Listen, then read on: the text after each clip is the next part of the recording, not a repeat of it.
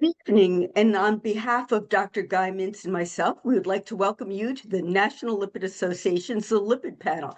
My name is Merle Meyerson, and like Dr. Mintz, I'm a cardiologist and lipid specialist. The Lipid Panel was conceived to be a lipid clinic conference similar to educational conferences held at medical institutions. For both those who have these conferences and for those who do not have in-house conferences and colleagues, the Lipid Panel is a great way to review diagnostic approaches, how to interpret clinical findings, and generate therapeutic strategies, as well as find out most up-to-date information and come together with those in the lipid and cardiometabolic community. The Lipid Panel offers CME and is held generally on the last Tuesday of each month, except for December, July, and August. All sessions are taped and available for viewing on the National Lipid Association website. Tonight's discussion is on cardiovascular risk equations and the prediction of ASCVD risk. We have a stellar panel. Dr. Nilay Shah will be presenting the case, and our panelists are Drs. Vijay Nambi and Dr. Donald Lloyd-Jones. Because of the interest in this important topic, we will have added time for discussion and question answer for about 20 to 30 minutes after the formal session ends. Simply stay on the Zoom call. Note that there will only be CME for the 60-minute formal session. I just want to note, too, that the views of our panelists are their own and not of their institutions. Let me go ahead and introduce our panel here. Dr. Nilay Shah is an assistant professor of cardiology, preventive medicine, and medical social sciences, and a general and preventive cardiologist at the Bloom Cardiovascular Institute at Northwestern University Feinberg School of Medicine. He had earned his MD and MPH both at Northwestern University School of Medicine, did his residency at Stanford, and fellowship at Northwestern University McGraw Medical Center. Vijay Nambi is a professor of medicine, cardiology, and serves as a program director of the Lipids and Lipoprotein Fellowship and Preventive Cardiology Fellowship at Baylor College of Medicine. He earned his MD from Madras Medical College in India, followed by internship at the Michael Reese Hospital in Chicago and residency at Cleveland Clinic, followed by cardiology fellowship at Baylor College of Medicine, as well as a vascular medicine fellowship. He also holds a PhD from Baylor. And he's served in several national societies in many capacity, officer in the Southwest Lipid Association, committee chair on the American Society of Echocardiography, and as a speaker and grant reviewing for the AHA. Dr. Donald Lloyd-Jones is a professor of medicine and director of the Framingham Center for Population and Prevention Science and principal investigator of the Framingham Heart Study, as well as the chief of section in preventive medicine within the Department of Medicine at the Chobanian and Avedissian School of Medicine at Boston Medical Center, BU. Previously, Dr. Lloyd-Jones was chair of preventive medicine and professor of heart research at Northwestern, and he earned his MD from Columbia University College of Physicians and Surgeons, a master of epidemiology in Harvard School of Public Health, and he completed his residency in cardiology fellowship at Massachusetts General Hospital. So many of you know Dr. Lloyd-Jones. He's a leader in the field of cardiovascular disease prevention and co-author and leader of many of the ACC and AHA guidelines. So I'm thrilled to present our panel tonight, and we'll go ahead with our case presentation. Remember to put questions in the box and stay on after the 60 minutes. We'll have some extra time for question and answer. Thank you for that terrific introduction, Dr. Meyerson. Before I start, can I ask, can you see my slides okay? Okay, very good. Well, it's really a pleasure to be here this evening, and I really appreciate the opportunity to join this conversation about risk prediction in cardiovascular disease prevention. I think it's a very timely conversation, and I think this is the right group of folks to have this conversation. So I'll kick things off. You heard the introductions about our panelists, our chairs, and myself. And so I'll move now directly to our case presentation that I think will nicely frame this conversation. So I'd like to introduce you to this patient who's somebody I saw in clinic a few weeks ago. This is a 55-year-old Black woman, and she's interested in strategies for prevention of cardiovascular disease, primarily because a friend recently had a heart attack, and now she wants to know how to reduce her own risk. Pertinent in her medical history is that she has a history of hypertension, and she takes 50 milligrams of losartan daily, as well as 12.5 milligrams of hydrochlorothiazide daily. She herself does not have a history of diabetes and also no history of smoking. In the clinic, her seated resting blood pressure is measured at 140 over 85 millimeters of mercury. And she does have a fasting lipid panel drawn, which shows a total cholesterol of 220 milligrams per deciliter, an HDL cholesterol of 44 milligrams per deciliter, as well as triglycerides of 165 milligrams per deciliter, and a calculated LDL of 143 milligrams per deciliter. So, per the clinical guidelines put forth in 2018 by the AHA and ACC, one could follow this algorithm to understand how best to assess what would be the appropriate strategies for prevention. And so if we start with this main figure on the top left, emphasizing adherence to healthy lifestyles is important for all of our patients, as I suspect everybody knows. This particular patient would fit into this red box of patients who are between 40 to 75 years old and have an LDL cholesterol greater than or equal to 70, but less than 190 milligrams per deciliter, and also do not have diabetes. And so I think very important here is this next statement, which is that the calculation and assessment of 10-year atherosclerotic cardiovascular disease risk begins the risk discussion. So it's just one piece of information, I think, to help us understand what to do next. This particular patient's 10-year risk of atherosclerotic cardiovascular disease, as calculated by the pooled cohort equations, which are the current guideline standard recommendation for how to assess 10-year ASCVD risk, calculates at 8.9%, or 8.9% over the next 10 years. And this would put her into this, quote, intermediate risk category from the 2018 guidelines. A couple of other important things to know. She does not have any specific risk-enhancing factors, so many of you, again, may be familiar with this idea of atherosclerotic cardiovascular disease risk enhancers listed on the left of this figure. She also prefers not to have a coronary artery calcium CT scan on initial discussion and discussion of the risks and benefits. So, as her clinician, you kind of went through this algorithm and determined that she is at intermediate risk of atherosclerotic cardiovascular disease in the next 10 years. But you're also aware that the American Heart Association recently developed the Preventing Cardiovascular Disease or Prevent Risk Estimation model. And you ask yourself whether the PREVENT model might estimate her risk differently and with the underlying idea of trying to figure out which of the risk prediction models you should be using in your clinical setting. So Nilay, just before we go on to, looking at PREVENT itself, Sure. Based on this, maybe Don, intermediate risk 8.9%, would you consider offering this patient a statin or have that discussion saying, hey, why not consider statin itself? Or, what would you do? Yeah, well, I think so far Nilay's management has been superb, which is good to see because he was actually my fellow in clinic back in the day. So love to see that you're still carrying the torch, Nilay. I think that as Nilay rightly said, the risk estimate starts the conversation. The risk estimate does not prescribe a statin. And I think that's a common misconception that, you do the calculation, you're done, the decision's made.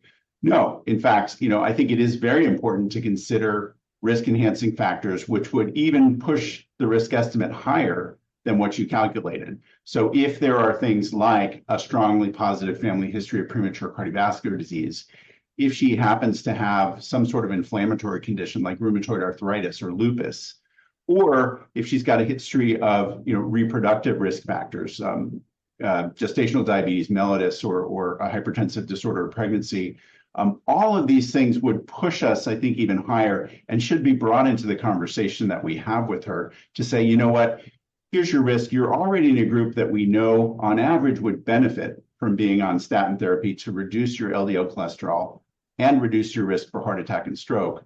But because you have these other factors, if present, I would particularly say that you're more likely to benefit. And so, having elicited those histories, it doesn't sound like she has any risk enhancing factors, but nonetheless, the data from the 4 large primary prevention statin trials would tell us that she is in a group that on average is more likely to benefit from statin therapy. We're more likely to prevent a heart attack or a stroke than we are to cause some sort of adverse effect from the medication. I guess this is where information is power, right? Trying to give the patient this information saying, this is where you are and, what would you want to do, or what your, perspective is important. So, I mean, let me just add another curve to that. If you have these risk enhancing factors, information available, great. But if not, do you go out seeking them?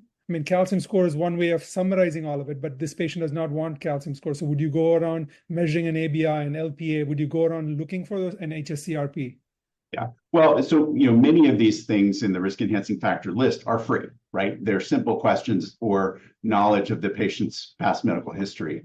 I think I would be cautious with a shotgun approach where we're going to measure everything, because then you start to get conflicting information. Well, this looks risky, this looks beneficial, and so I think it should be a more thoughtful approach than just trying to measure everything that's on the risk enhancing factor equation. Before we talk about CAC, one thing I would do here, one thing I would measure is an Lp(a). Couple of reasons for that. One, I personally believe it's a causal risk factor. We don't have the final nail in the coffin proving that until we have some of the trials out, with direct therapy that lowers Lp(a) levels, showing that those also reduce heart attacks and strokes. But we hope we'll see the results of those trials within the next 18 months. And that will tell us whether indeed the final nail in the coffin of Lp(a) as a causal risk factor is in fact what we observe. But in the meantime, I think it's a very, very valuable risk enhancing factor. It is something I would measure. If she's reluctant to have a coronary calcium scan, it's certainly something I would do for a couple of reasons. One, what I just said, but two, she's in a group, people with African ancestry, people who identify as Black in this country, who have in general higher Lp(a) levels. And so that means that she might be at particularly enhanced risk, especially if it's very high. So if it's over 125 nanomoles per liter, it's going to be enhancing her risk. If it's over about 300, it's going to be a substantial enhancer to her risk. And that starts to approach the levels of someone who has familial hypercholesterolemia with very high LDL. So I would want to know that, because that I think would really force my recommendation much more strongly towards a statin. And if I may make a quick point, Don, something I think I learned from you and from your clinic, one can have a risk-benefit discussion about getting a calcium CT scan itself, but I think the detail with which you just reflected on what the potential risk-enhancing factors are should be part of that risk-benefit discussion, because if she has multiple risk-enhancing factors and or you don't have enough information based on what you've already collected to help really refine her risk estimation, she may be more interested in getting the calcium score because you convey that it could actually materially change what you'd recommend for her. Completely agree, and Vijay's done some beautiful research on the power of coronary calcium scans. The great thing about the coronary calcium scan, and I think a particularly good reason to push her a little bit on this decision and understand why she might be reluctant, is that it's the one thing we have that can both up-risk her and de-risk her. So in fact, if her coronary calcium score is 0, it would be reasonable, given that she has no other sort of high-risk features, it would be reasonable to defer the decision for statin therapy for perhaps 3 to 5 years and then reassess her. That looks to be safe, because you would be down risking her below the benefit threshold and actually saying to her, look, so far you don't have any significant burden of atherosclerosis. We've got time. Let's focus on lifestyle.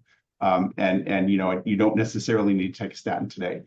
But if the coronary calcium score is elevated, and particularly if it's over 100 or more than 75th percentile for her age, sex, race group, then she clearly is up risk and is much more likely to benefit from the statin even than we thought.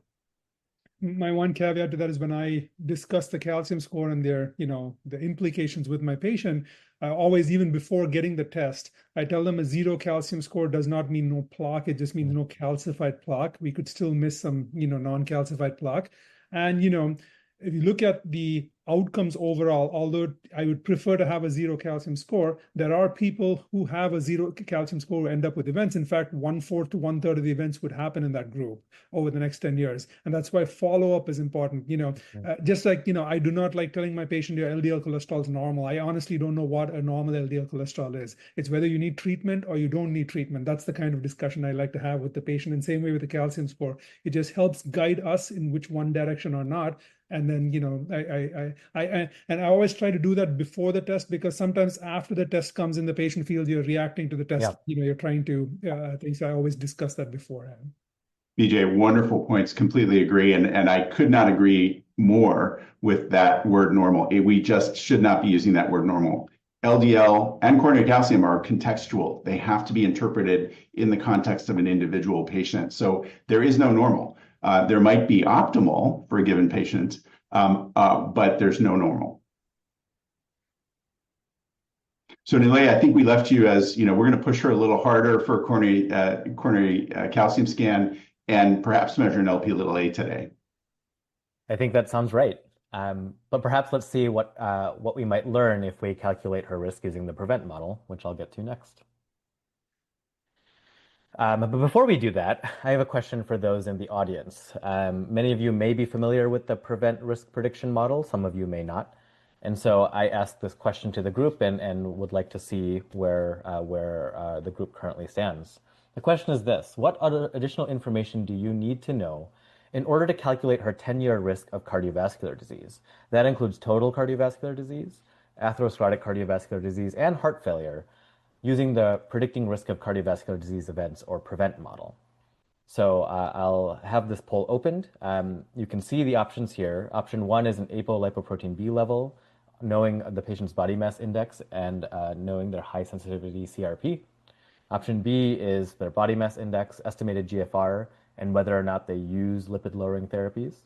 Option C, their hemoglobin A1C, their high sensitivity CRP, and their lipoprotein(a) level.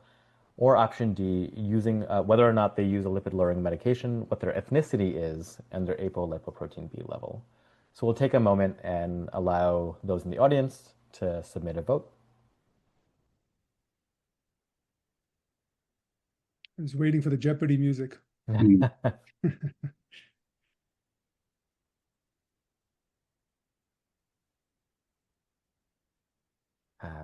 To my colleagues, perfect. Sounds like we're going to get a response here shortly. All right.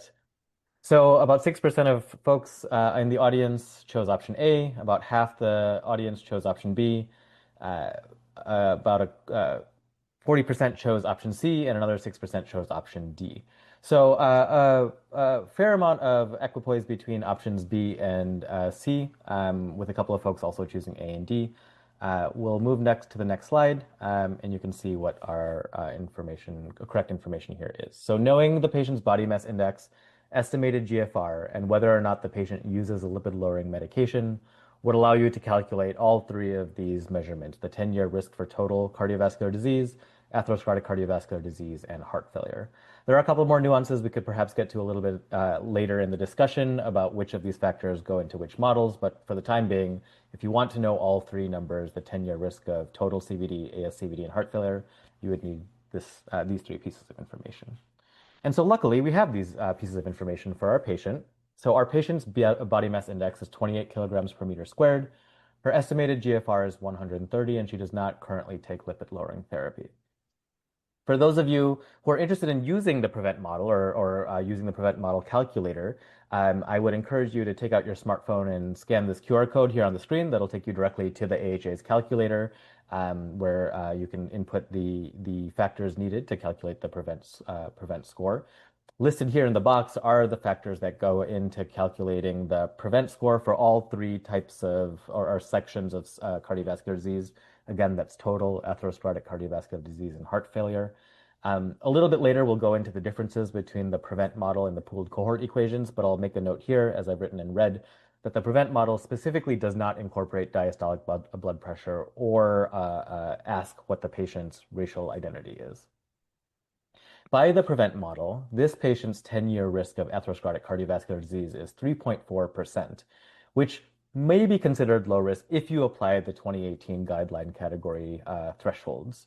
And I guess I'll stop yeah, please go ahead. Don, could you use that as a low risk? Because do we know what low, intermediate, and high risk is based on PREVENT? Yeah, great question, Vijay. So this is going to get a little bit nuanced, but I'll try to be quick and clear. So this question comes up a lot. Where do the risk thresholds for decision making come from? They do not ever come from a risk model. They don't come from risk equations. With Framingham, the decision in the early 21st century guidelines was that above 20% was considered high risk, above 10% was considered intermediate risk, and that was where you started to consider statin therapy. But there were really no good data to guide that threshold. It was pretty arbitrary. So in the 2013 guidelines, we took pretty extensive pains to, once we had this new risk model at the time, which was the pooled cohort equations, to outline the rationale for why we chose 5% for starting to consider it and 7.5% as here's where we'd really start to recommend statin therapy. Long story short, the reason why we chose those thresholds in 2013 was because we looked at the data from the 4 large primary prevention trials.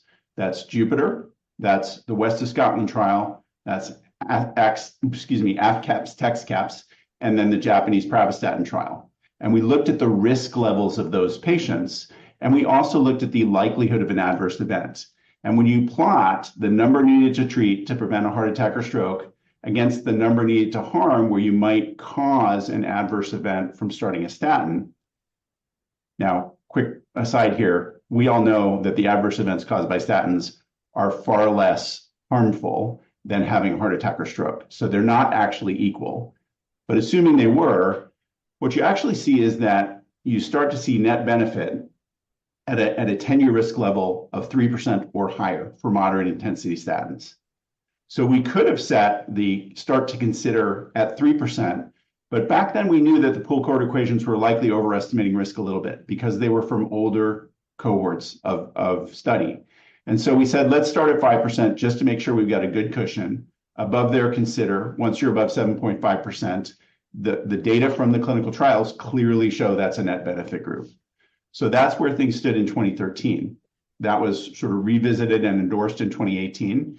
And we will find out later this year or early next year when the new cholesterol guidelines come out, what the data are telling us in the context of the PREVENT equations. Because again, you have to kind of revisit when you have a new model to understand how the new model is predicting in the current population and how that lines up with where the RCT data show us net benefit.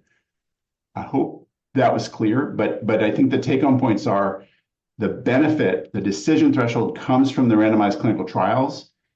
The risk equation is there to try to line up with that observed data, the real data. So, with different models, you may choose different thresholds, and that's where we'll see where the guidelines will land. So, and Don, quick thing on that. So did you all use the PC in these primary prevention studies, or was it what was already published, like a Framingham-based risk score? Do you remember? Yeah, so what we looked at was the actual event rates in the randomized controlled trials. That's reality, right? The risk equations are giving us an estimate of risk, and we're trying to line up where that estimate fits on the reality of event rates, right? And so using the data from those trials, looking at the cholesterol treatment trialists' data, where we have amassed data from huge numbers of people in statin trials, you can kind of start to see that there is net benefit starting at as low as 3% 10-year risk in terms of actual event rates. Now, again, we knew PCE was overestimating a little bit, so we set the threshold for starting to consider at 5%. With a more accurate and a more precise risk estimator, you could perhaps choose a lower threshold, and we'll see what the guidelines choose to do with that. And the one thing I loved about PCE is the fact that, it had that estimate of risk if you had quote unquote optimal risk factors, Mhm. saying where your risk level would be at 10 years and 30 years.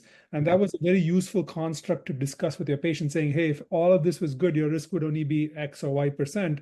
And here you are at Y plus whatever or X plus whatever. It was a good construct, that was one thing I, miss in the prevent model at this point in time, the optimal risk thing. I agree with you. I think it is a useful tool when you're discussing with your patient. If we had gotten you to this age with everything optimal, in fact, your risk would be here. But we're sitting here today and your risk is higher. So, what do we want to do about that? And how can we actually affect that risk with lifestyle, of course, and perhaps medications? But totally agree with you. One piece of information I see here on this slide that's a bit of an aside, but I reflect on based on Vijay's conversation about what is available through using the prevent calculator and what isn't, is not only the estimation of 30-year risk, but the application of the prevent model at younger ages than was possible with the pooled cohort equations. And so here for our patient, her 30-year risk of atherosclerotic cardiovascular disease is 17.4%. Currently, maybe that piece of information doesn't really influence our current decision-making for this particular 55-year-old patient. But if this was a 29-year-old patient or a 35-year-old patient, and we were getting 30-year risk estimates, maybe it would. And maybe I could ask both Vijay and Don to reflect a little bit about how you use 30-year risk estimates, if at all, in your clinical practice. Yeah, I mean, I think Don is the expert on that. The lifetime risk was a big advance in, the way we thought about things. I mean, to me, it's always been, it's similar to that pack years of exposure, right? So whatever the thing is, whether it's cholesterol, blood pressure, it's that duration of exposure is very important, as far as that goes. So to me, I do factor in the 30 years, a good construct, just like the lifetime risk to, bring to the patient. Obviously, there are no specific thresholds that we can use saying, hey, this is what it is, but it gives a long-term outlook and see where you are. And basically, I tell patients that prevention is it's a lifetime journey, right? You have to go on this all through. You have primordial, primary, you have the whole 9 yards. So knowing that knowledge about where it is and what your 30-year projected outlook is, considering and factoring family history, gives patients who are interested in their health a good insight into what they should be looking at and things like that. So I do use that quite a bit.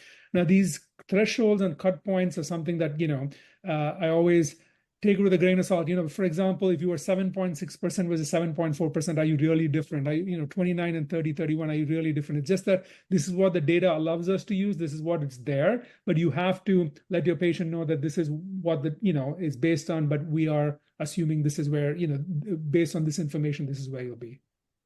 Yeah, Vijay, I couldn't agree more with absolutely everything you said. I thought it was beautifully constructed. I think the 30-year risk estimate can be useful additional information. Maybe for her, having a heart attack or stroke before she's 85, which would be 30 years from now, would be something she really wants to avoid. And 17.4% might sound high enough to her that she, particularly given her friend's recent experience, that she'd like to avoid that. So maybe that'll be enough to tip the balance even without the CAC score. So I think it's always useful information.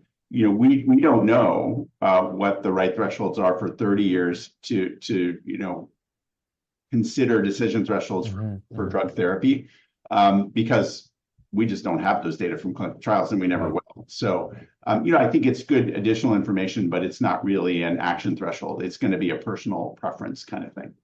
And as all of us here know, prevention is one of the biggest sales jobs that you have, right? You have to try to convince somebody who does not have any symptoms that they should consider taking a medication which may or may not help prevent something that may or may not happen 10 to 20 years from now, with potentially all of these side effects that may be there, right? So it's a kind of a thing. So that's where the time you put in there, giving them all of these projections and all of them helps patients, look into what they are. So that time and, discussion becomes very important. I think that's all right. That the analogy we always use and we've all heard is that this is a rain forecast, right? So is the patient, willing to take an umbrella or not? And I think that's the same kind of decision making we're talking about here, although the consequences are certainly more significant. Well, that's really important context, and I appreciate that conversation. When we left our patients, we had estimated her 10-year ASCVD risk by two different risk prediction models, 8.9% by the pooled cohort equations and 3.4% by the prevent model. In the next slide or two, I'm going to start introducing a little bit more detailed information, but of course, if there's more to discuss, please stop me. Well, it feels like a big difference, doesn't it? It does. And so I think we'll get back to it, but the context of how Prevent was developed and why they might be so different, I think is actually important information before we dive too deep. So I'm good if you continue, if that's good with you, Vijay. Yeah, absolutely. Yeah. Sounds great. Well, I thought I'd maybe just frame this particular component of the conversation just to make sure we all kind of are on the same page about what risk prediction models are, what they should do, why we use them. I start with this kind of summary of what we really intend by using risk prediction models. First, the model should be easy to use. It should not be something that a clinician has to go really excessively out of their way to collect information about in order to estimate somebody's risk. In fact, commonly measured risk factors are really kind of the foundation of helping understand somebody's estimated or predicted risk. A clinician, I imagine, can already start to conceptualize risk related to each individual factor, but the model allows you to kind of better understand the conglomeration of risk that might occur due to the co-occurrence of different risk factors. It's important in clinical settings for risk prediction models to apply broadly, and so they should be able to discriminate accurately. They should be accurate across the diversity of the patient population you may see in your own clinical settings. And it should be useful kind of across the spectrum of age as well, because all of us, I think, know that we've met people interested in prevention who come in their 20s and 30s, and we meet people interested in prevention who start consulting with you as a clinician in their 50s, 60s, or 70s. And one of the important contexts that I think many clinicians already know is that the intensity of treatment that we might recommend to a patient should be matched to what their estimated risk is. And you can estimate that risk with a clinical risk prediction model. And so by applying one of these models, a clinician can better understand which patients are at higher absolute risk of the atherosclerotic cardiovascular disease outcome and who might be at lower risk. And in so doing, it can help them identify who might benefit most from treatment through absolute risk reduction. So this is becoming an interesting point also at this point in time, right? We always think about risk prediction models needing to be simple so that it can be easily accommodated in clinical practice. But clinical practice in its own way is becoming a little bit more simplified by having EMR tools, which are, spitting out these numbers left, right, and center, and giving you that information. So I wonder, over the next 10, 15, I mean, nobody better to answer this than Don, over the next decade or so, will we start seeing further information than just what's being used at this point of time in these models? Are we going to start, incorporating everything from not only the current zip code you lived in, but the past zip code you lived in to, all the lipid values you have, all of those things, will they start getting put into this? And we start having an AI-based model of, risk estimation. Yeah, obviously AI is going to transform many things we do, and it can, in a black box sort of way, which I think we need to be very careful to acknowledge, but it can ingest large amounts of information, and it can ingest differential information. So one patient will have had a test, another not, and potentially provide us with pretty good risk prediction. And so, I think we have a lot of work to do before I would confidently rely on that for all things.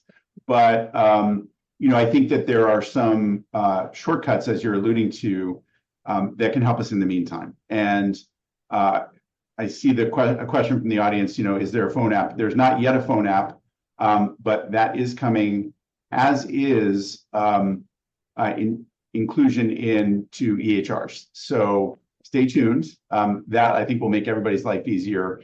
When the pull cord equations finally got their dot phrase in Epic, it made it really easy to incorporate that, and it will pull all the relevant information and just give you the calculation rather than requiring you to actually enter numbers and find them in the first place. So yes, lots of implementation strategies coming, and I think that will help us. I think, looking ahead, we'll have to see how AI can best be used. I do caution, though, that, when AI can consider 70 tests, we need to avoid the temptation to actually perform 70 tests because you get the maximum information content from a much lower number. And again, you start to add more noise than signal when you have too many things in the model, even an AI model. And so I think we need to be really careful to not shotgun test everybody and then use these big, AI models to think we're getting more precise when actually we're getting more noisy. Right. So, also use this point to segue into another important thing. We talk about these risk factors and things like that. Some of them are fairly finite. You have diabetes, you don't have diabetes, right? Things like that. Although when you incorporate hemoglobin A1C, that's a spectrum, but these are things that, come up and are used. One of the strongest predictors of everything, cardiovascular disease, stroke, heart failure is hypertension and blood pressure. And we use them in all our models. It's a strong predictor. But like I always say during, anytime I give a talk, my blood pressure between the start of this, discussion and now is different.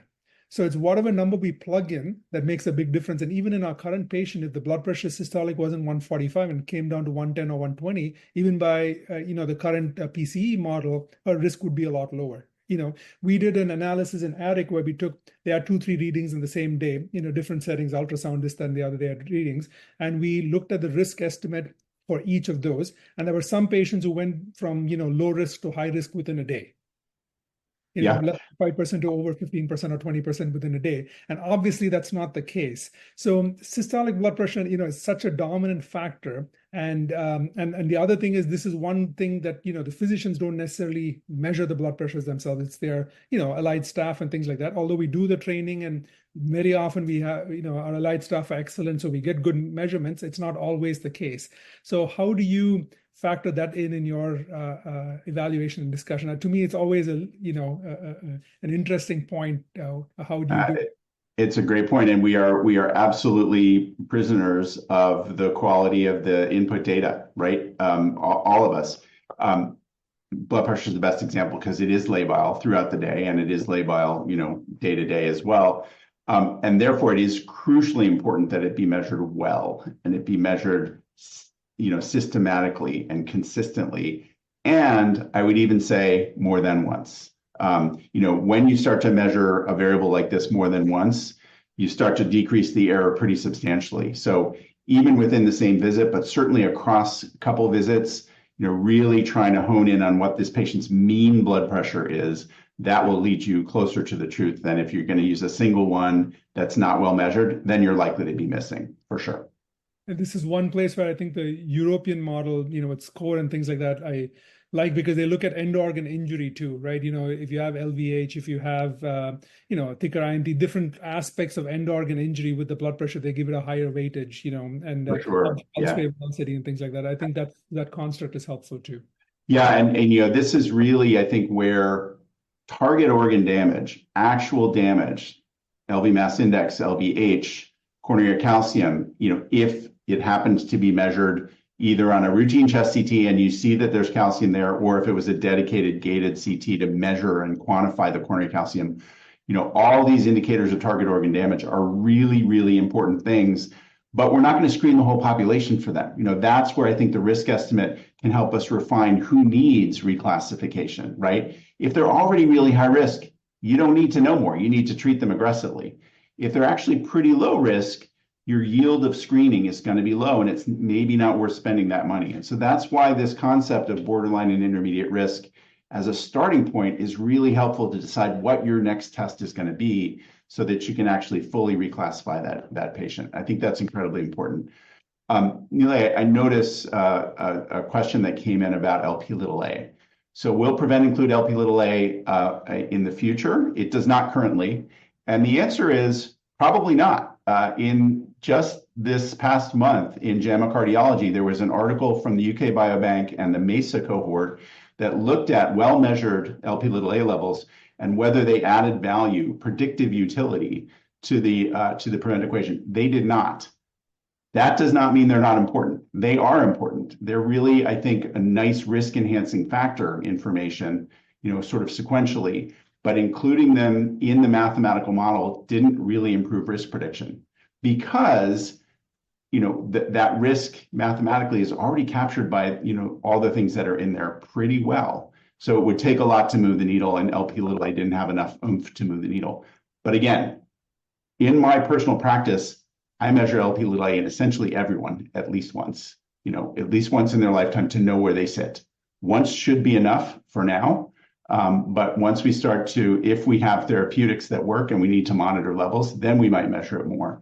But once for everybody is what I do in my practice. That is not what the American guidelines say. It is what the European guidelines say.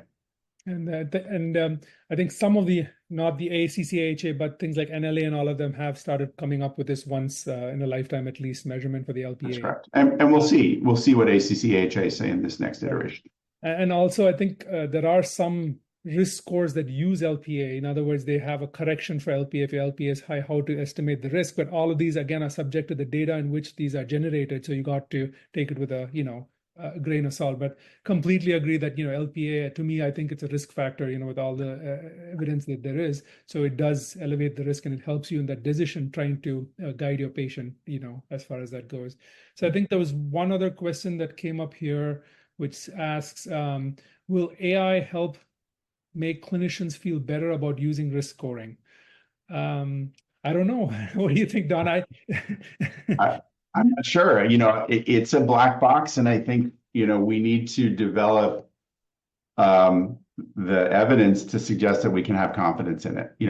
Please do not ever let it substitute for your judgment as a clinician. But I think in some situations it can be a very powerful tool, much better at pattern recognition in digital images and other types of images than we are. So that can be useful and enhance, I think, our capability. May be more useful in certainly understanding certain patterns that could lead to a diagnosis that you might not be thinking of. Risk prediction, honestly, the best AI models I've seen don't do a whole lot better than regression-based models like Prevent. And so I'm not sure there's going to be a huge value add there for those. We'll see. But a quick question if we have time. Sorry, Vijay, go ahead. No, of course, go ahead. So there's one more question there. Should lipid lowering recommendations be based on both risk and benefit? Terrific question. I think, though, that most medication decisions that we make with patients are based on both those things, right? We must consider the potential for side effects, and we should consider both the value to this patient. If it's a really low risk patient, you're going to have to treat hundreds and hundreds of people to prevent one event. As their predicted risk is higher, the NNT comes down pretty substantially, right? And so, I think considering both of these things is actually pretty important, and that is why absolute risk estimation with these equations is important. You can't compare these two things with relative risks. You can't compare them on any other scale, and that's why I think absolute risk estimation continues to be the framework in which we start these discussions. Again, we don't finish them, but we start these discussions with that. And also, again, I think you already made the point that not all risks or not all harms are the same as the benefits. Right. So it has to be contextualized, Yeah. Something that's resolvable, you get muscle pain and you resolve, is a lot, less bothersome than a heart attack or a stroke that cannot be, recovered from. That's right. And the most common thing, other than muscle side effects, which I know there have been great panels on that. We're not going to get into that too much tonight, but I guess the most common significant adverse event, perhaps from statins, is incident diabetes from being started on statin therapy, right? So what does that really mean? Well, the relative risk of developing incident diabetes from starting a statin is somewhere between 10 and 20% elevated, right? The absolute risk is actually quite low. And really important thing to discuss with your patients, nobody with normal glycemia, that is a fasting blood glucose less than 100, develops diabetes from starting a statin. It just doesn't happen. Who gets diabetes from starting a statin? It's people who are already quite close to the threshold. They have prediabetes. Their statin may bump the blood sugar level a few points and push them over that 126 threshold for diabetes. But that, again, it's uncommon. Those people were going to develop diabetes anyway. And in fact, if you look at Jupiter, starting the statin in Jupiter, rosuvastatin 20, The people who were on that versus placebo developed diabetes 5 weeks earlier. So was it really causing diabetes? Maybe it was accelerating the diagnosis a little bit, but those are exactly the people who need a statin more. Right? So I don't think that that's really a major cause for concern. Nobody wants diabetes, but we don't prevent diabetes by withholding statin therapy. We prevent diabetes with lifestyle, right? And perhaps other medications now. But let's let's understand what we're talking about. So Vijay, yes, having a heart attack or stroke is not the same as having some muscle aches or developing diabetes you were going to get anyway. The questions kept keeping on coming on the audience chat right now, and great questions. Please keep them coming. So one of the questions that I wanted to ask about also was the fact that race was left out of PREVENT compared to PCE. And one of the questions that kind of alludes to that is, do you think the 10-year difference in the 10-year risk estimates from PCE and PREVENT is because race was left out? So the short answer is no, and I'd suggest we let Nilay continue because I think we're going to have some opportunity. Halen Braun, I think we'll have some opportunity to actually address that question. Yeah, that's a great segue, and I appreciate this really spectacular conversation so far. And I also appreciate that question in the chat, which I hope we'll start the conversation for in this next slide or two. I'll be brief because I think this conversation is really important. This slide shows a little bit of the context to how we got to the PREVENT model, and I won't go through all the details, but suffice it to say, risk prediction is not a new concept, but it's one that has kind of continually developed over the last several years, using data from perhaps over the last several decades, starting perhaps most commonly in clinical settings with the Framingham risk score, derived from the Framingham heart study, followed soon thereafter by the pooled cohort equations with which we're all familiar, derived from a participant sample from multiple cohorts of about 13,000 individuals. What sets the PREVENT model apart is the derivation from a much larger sample of individuals that was from a much more contemporaneous cohort of individuals. So the PREVENT models were derived from 3.2 million patients coming from 25 data sets that included several cohorts as well as electronic health record data. And this slide kind of goes into a little bit more detail, which I think will start to address the question that came up about the consideration of racial self-identity or lack thereof in the PREVENT model and how that might influence our estimation of risk. So I'll go through this quickly, and I'll start the conversation, but then I'll also invite some comments from my colleagues. As I mentioned, the PREVENT model was derived from about 3.2 million individuals from 25 data sets and validated in another 3.3 million individuals from 22 additional data sets. So this is Can I stop you there for 1 second? That's a stunning number.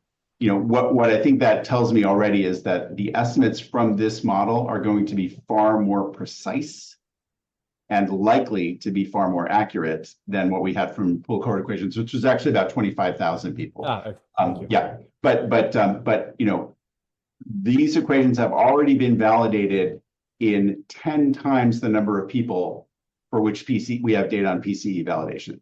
So that should really, I think, provide some confidence that for the contemporary population, these things are well validated. And you're going to show us some of the data about how they work and what that validation showed. Yeah, indeed. We've talked about this and touched on this already, but in the second box, you can see the population of people for whom the PREVENT model applies. That's adults aged 30 to 79 years old, and they can already be on lipid-lowering therapy.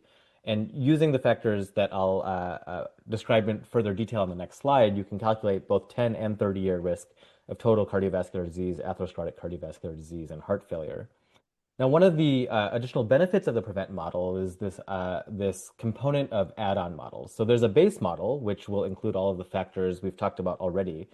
And should these data be available, risk estimation can be further refined by incorporating a patient's urine albumin to creatinine ratio, and or their hemoglobin A1C, and or their zip code can be input into the model to get an estimate of area level social deprivation index. And this is really in recognition of the fact that there are upstream factors that influence one's estimated absolute risk of a cardiovascular disease event in the next 10 years that may or may not correlate to one's racial self-identity, but do have an important role to play in determining one's risk for developing cardiovascular disease. You might ask yourself then, can you use this model outside the US? And my understanding is no, you can't because it's based on a US zip code. So that may be one limitation, but it is still an important way to better incorporate adverse social exposures or protective social exposures and how they might refine somebody's risk estimation. Yeah, Nilay, maybe I'll jump in just to say, again, the base model is the things that you're routinely collecting in clinical practice. The add-on models are not required, so you don't have to have or you don't have to measure those additional things. If you have them, you'll get a little bit more refined risk estimate, as Nilay said, but you don't have to have them. And again, the base model can be used pretty much anywhere. You should validate it locally if you're going to use it in another country.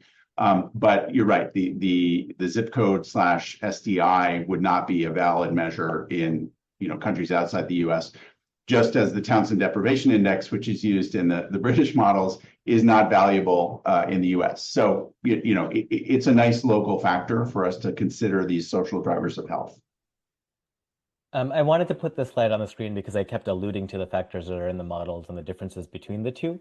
And next, I think we can talk in a moment about some of the considerations that went into not including race as a predictor in the model. So on the left are the factors that go into calculating the prevent risk score on the right, and this is the base model. And then on the right, the pooled cohort equations. Those measures that are in black are common between the two, and those that are in colors are the differences between the prevent model and the pooled cohort equations. Again, just to reiterate, the prevent model on the left is the base model. So these are the factors that are required to calculate all three of the 10-year risks, and there are optional add-on models.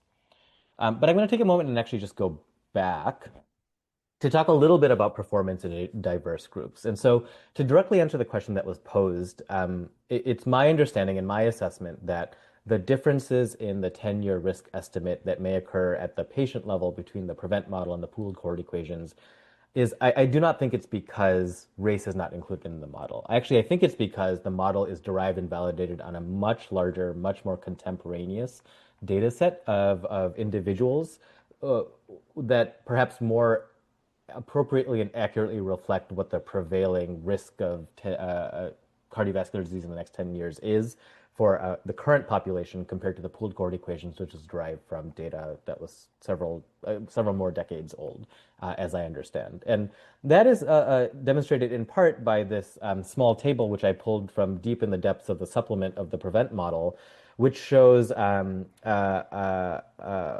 estimate of the discrimination based on the C statistic of the PREVENT model. This is the C statistics for the base PREVENT model for estimating 10-year risk of atherosclerotic cardiovascular disease across different race and ethnicity groups. And you can actually see that the discrimination is actually quite favorable for multiple race and ethnicity groups. And I think that's in part because there were patients from all of these groups that were represented in both the derivation and the validation model, whereas that wasn't the case for the pooled cohort equations, which, as I understand, was derived only from individuals who identified as white and black. That is correct.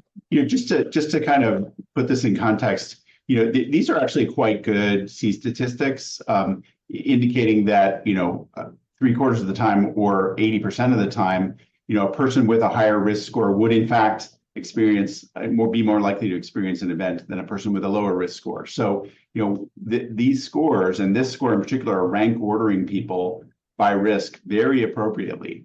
It would be hard to get much better than this, to be honest. And so, I think we're starting in a good place. This is equal to or better than what the pooled cohort equations showed us for discrimination.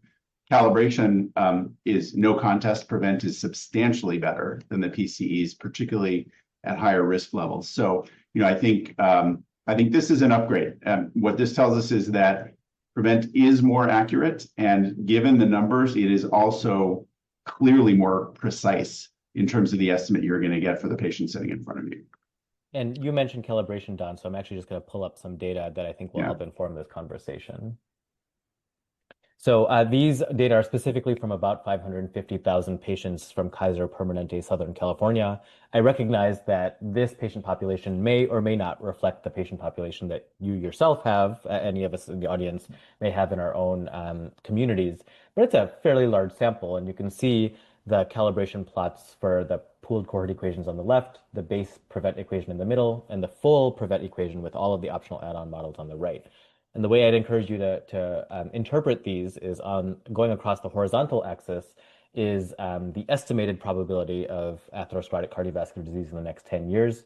On the vertical axis is the observed probability. And so if the model perfectly predicted the occurrence of cardiovascular disease events in the next 10 years, you'd see the line kind of straddle that line of equivalence with a slope of 1. And as Don said a moment ago, the pooled cohort equations clearly were not as well calibrated in a current contemporary population than are the prevent models shown in the middle and on the right. Absolutely. So we have a couple of questions that are here in the chat box. So one was, since total cholesterol and HDL cholesterol are captured in the prevent, makes sense that non-HDL cholesterol is captured. Based on reduced and emerging impressions of triglycerides, would triglyceride levels be added to the CV risk equations? Yeah. So we looked at triglycerides, and once total and non-HDL were in the model, they didn't add additional mathematical value. Again, clinically, of course, they're important, and we should not ignore them. And understanding the importance of lipid-rich, triglyceride-rich lipids and remnants, very, very important clinically, especially for people who have the sophistication to use that information to make changes. But mathematically, they don't add much oomph to the model, and so they didn't make it in, even though we looked at it. Yeah. Another question was, is a waist to height ratio better than BMI risk? So this is really a great question. And Nilay, I want to make sure we get back to the issue of race and why it was not included in these models. But waist to hip or waist to height is, in general, a better way to understand adiposity than BMI, for sure. But there was a really interesting article in JAMA not too long ago where they looked at different indices of obesity, and actually among obese Americans, and I emphasize Americans here, the BMI actually captured excess adiposity as indicated by waist to height or by increased waist circumference more than 96% of the time. So BMI in America is actually, because of who we are and what we do, is actually a very good indicator of excess adiposity in the setting of obesity. Now, if you need to get closer, and there are a few patients who are lean, high muscle mass, particularly young men, sure, use your clinical judgment. But in groups and in populations, BMI is actually working pretty good, I'm sad to say, in the American population to identify excess adiposity. To come back very quickly to the race issue, when we had the full base model and the add-on models, race did not add additional information. Again, mathematically, it did not add additional information. That was one consideration in not including it or considering it. Second consideration was, in general, I think people are trying to move away from having race in clinical diagnostic or prediction risk algorithms for good reasons, because some of them, not the PCEs, but some of them have actually underestimated risk and been a disservice to people. And the best example of that, of course, is the CKD-EPI equations, which have been revised. So for two reasons, race wasn't needed in these equations, and that's why it's not there. Now, yes, on average, the prevent equations provide 40 to 50% lower risk estimates because they are derived in more contemporary populations that are at lower risk. So they are providing more appropriate risk estimates. That means whether you're white, Black, Hispanic, or Asian or other, you're going to get a lower risk estimate with prevent almost always than you did with the pooled cohort equations. And when we look at this in detail, actually, on average, people who identify as Black will still have higher risk estimates than people who identify as white, and that is entirely a function of, in general, them having a worse risk factor profile. Unfortunately, that is true in this country. So, while yes, the risk estimates are lower, they seem to follow the population burden appropriately when you look at the subgroups. So I just want to jump in here. For those of you who are here for the 1 hour CME, we're finishing our first hour, but because the conversation is so exciting and important, we're going to continue on past 9 o'clock to 9:15. I know that Nilay has some more slides, and Don and Vijay have a lot more to say. So please stay on the line and continue to learn. All right, so we got a bonus 10 minutes. Awesome. Thank you. Nilay, are you okay? I may have to depart, but actually, as it turns out, I think the discussion questions I was here to pose have already started to being addressed. But I may have to depart, so I'll leave the conversation to continue with our very able panel.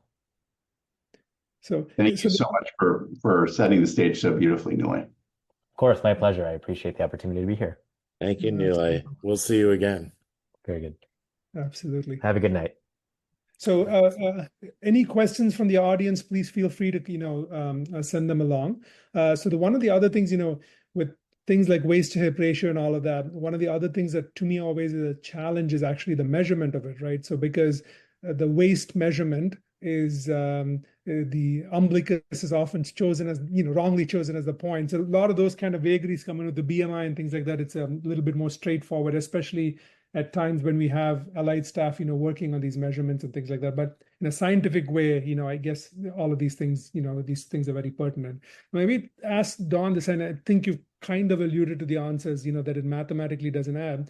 But I'll tell you, looking at things that have been added on in PREVENT, for example, urine albumin and creatinine ratio, in studies that we've done, several times there are other markers which are stronger, strength of association for example, HSCRP or troponin or BNP are stronger than what we would get potentially for urine albumin creatinine ratio. Some of these is statistically when you entered it in the model. In other words, if you enter it in earlier, maybe the bang for the buck is more than additive models later on. So as somebody leading and guiding these kind of risk estimation and determinations, how do you factor in, which ones you're going to get into the modeling first, and how do you look at all of these additional markers? Yeah, so when you're creating these models, there are a couple approaches, and it's best when they converge. So you can force things into the model first, and we will often force age and sex into the model first because age, we all know, it is the strongest predictor for a reason. People complain about that, but there's a reason why age is the strongest predictor, and that is older people are at higher risk than younger people. And age is a great integrator of what you talked about before, the cumulative exposure to these risk factors. Since the risk factors track, age is a very good way to integrate the lifetime exposure to cholesterol, blood pressure, blood sugar, all those things that really matter. And so, of course, age is going to be in the model. We shouldn't complain about that. That is a feature. It's not a bug. So often we'll force age and sex into the model first. After that, we can either dictate to the model what we want in there because of clinical availability or low cost, or that these are causal things that we're going to treat anyway. But we'll often also just say, let the model decide. Let the math decide.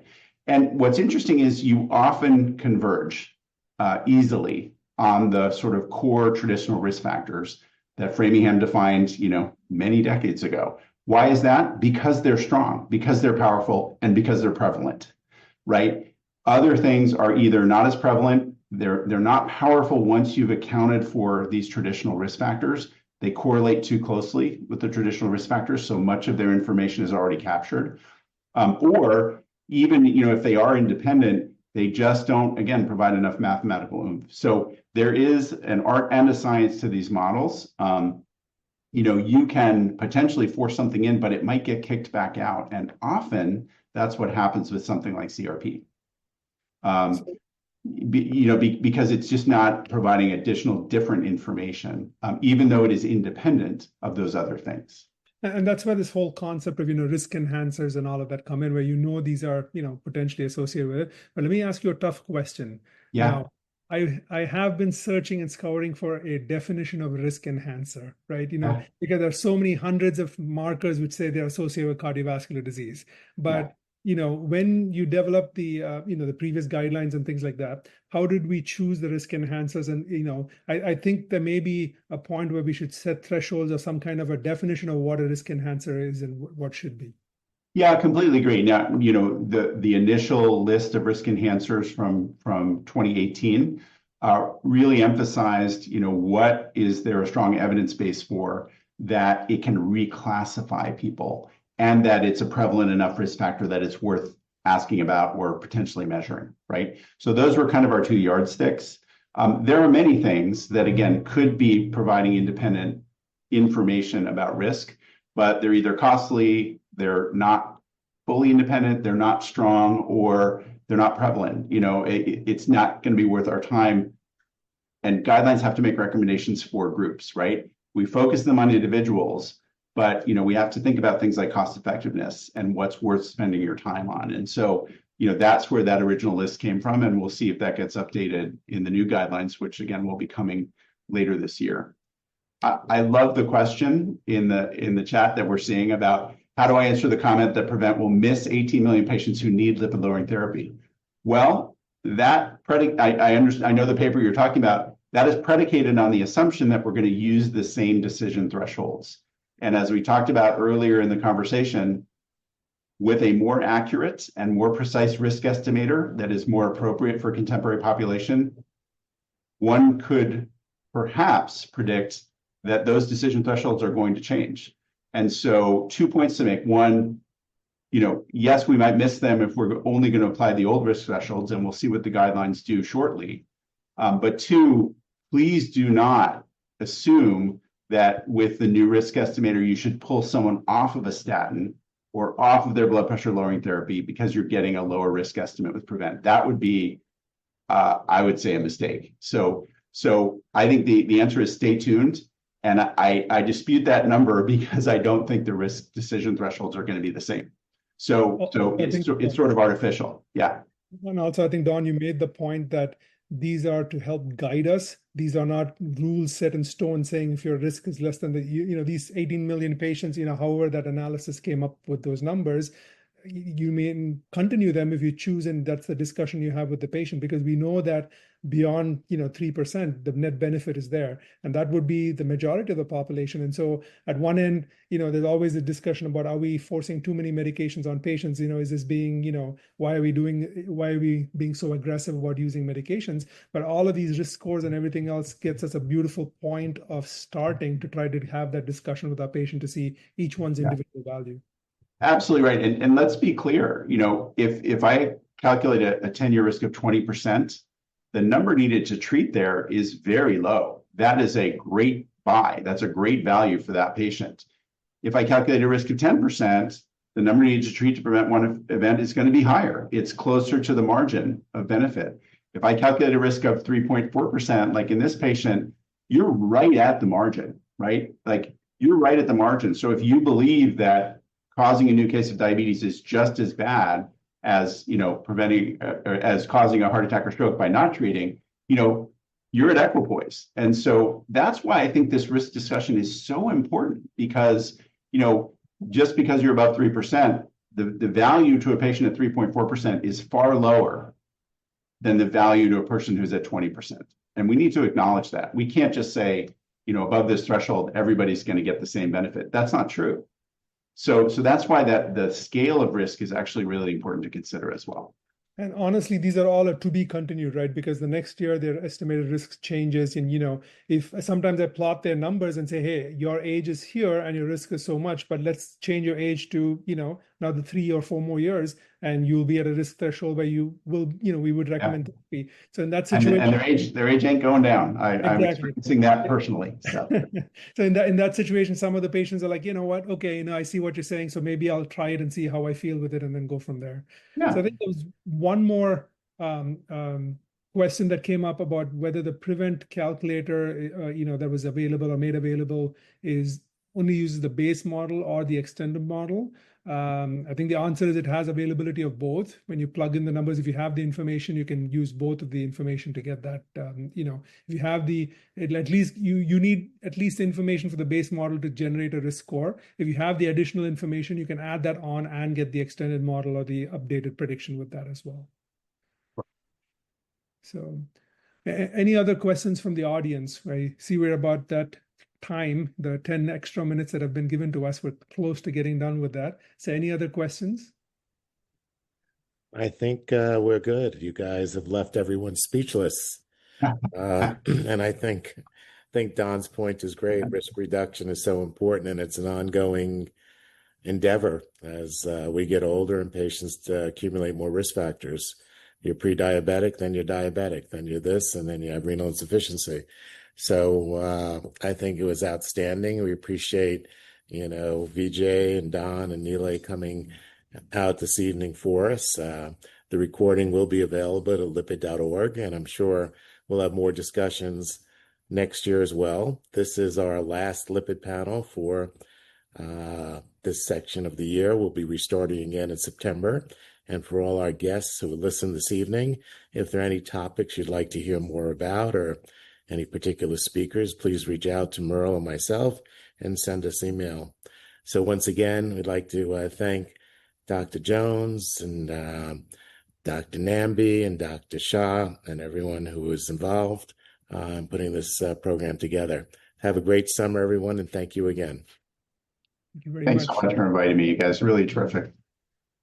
Loved Thank it. you. Bye-bye. Take care.